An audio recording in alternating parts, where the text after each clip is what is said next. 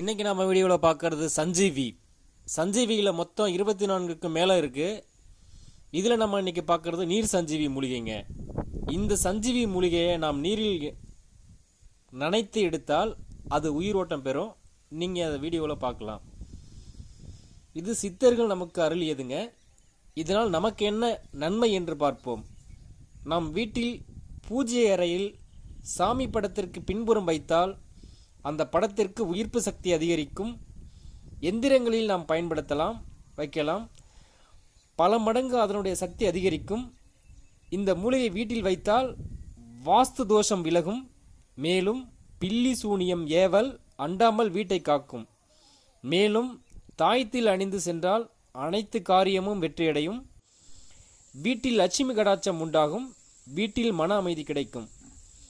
இதனுடன் நத்தை சூரி வேர், நீர் பிரம்ம